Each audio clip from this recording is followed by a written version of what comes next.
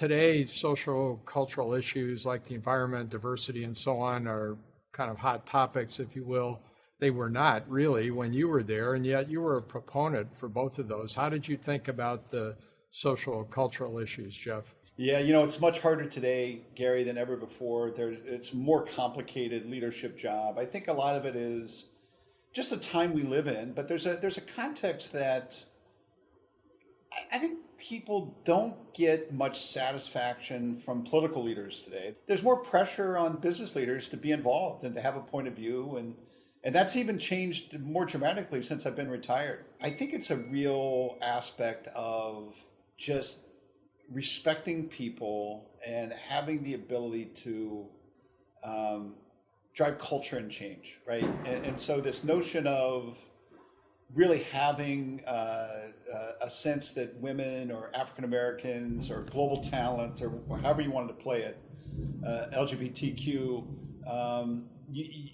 I was very hands-on with that. I was very numbers oriented in terms of wanting to see people get promoted and things like that. So that's an aspect that I think just is consistent with wanting to be well managed and wanting to have great people.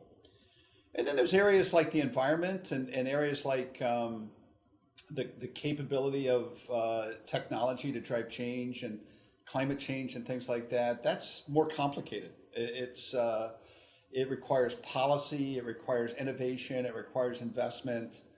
But we could see, probably as a company as early as 2005, we declared that we thought climate change was real and caused by man and could be existential, and we always invested accordingly. So I think as a leader, you got to think about a couple of things. You got to think about, what do you believe in? What's the values and the culture of your company?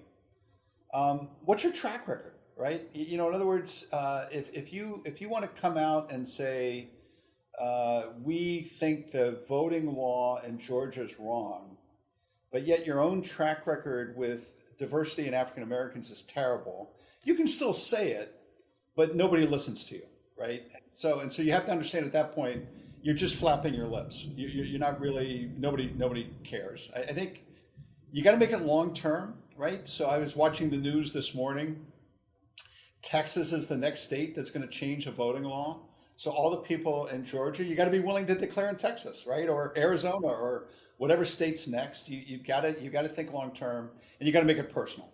I always, Gary, I signed petitions and I was a member of the business council and all that stuff. But when something was really important to me, I used my own voice, right? I didn't just sign a petition. I didn't join 300 other people. I would send my own tweet, or I would give my own speech, or I would do something individually, because unless you're willing to put your own specific name on something, people don't take it seriously. So I think you got to be thoughtful about all these activities, all these things that are going on, but there's no doubt that people expect business leaders or hospital CEOs. It's a public job now, and your voice is expected, and you better be thoughtful about it.